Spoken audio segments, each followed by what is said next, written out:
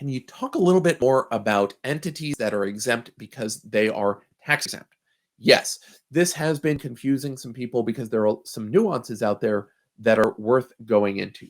Now, things like private foundations, homeowners associations under Internal Revenue Code Section 501c4, and private foundations under 501c3, nonprofits under 501c6, all of the 501cs, they are blanket exempted from the reporting requirements. So if you are a 501c, not just a 501c3, then the entity should actually be exempt. Here are the keys though.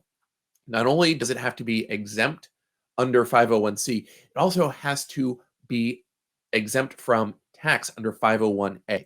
This is not automatic for every type of entity. Basically, you have to file for most 501c3s, it's IRS Form 1023 to apply for and then be granted that exemption.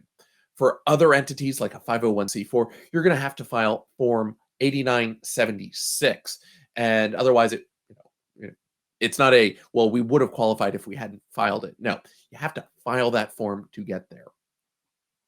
What about churches?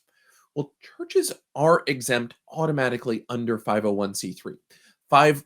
Internal Revenue Code 508A does impose extra rules requiring notification to the Internal Revenue Service to be granted exemption under 501c3. Now, that rule specifically does not apply to churches, which means churches don't have to apply to be exempt. They're automatically exempt.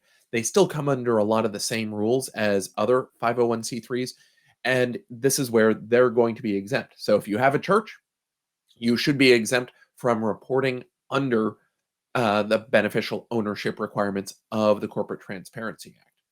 Again, make sure you're doing all the right things. Just because you've set up the Church of the Eternal Grift to own your other entities, it doesn't mean you're automatically exempt if it's not a real church. Here are the other things.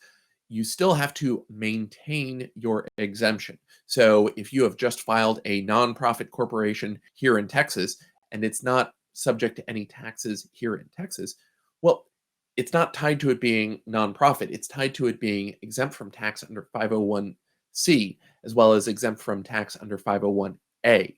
So just because you have a nonprofit corporation in your jurisdiction, you're still going to make sure the exemption is not going to apply until after you've sought that exemption from the Internal Revenue Service. Why are they doing this? Well, most of these exemptions, in fact, pretty much all of them, are about having some higher layer of government scrutiny over your entity. All of the entities that are banks that have been registered with the SEC, public utilities, these aren't things that just anybody sets up. You have already gone to the government, you have sought some sort of special permission to operate whatever business it is. They already have all of this information, and so they don't need to request it again.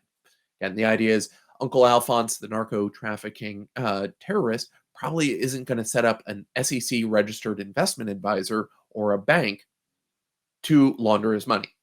Doesn't mean he can't, just means they're probably not going to do it.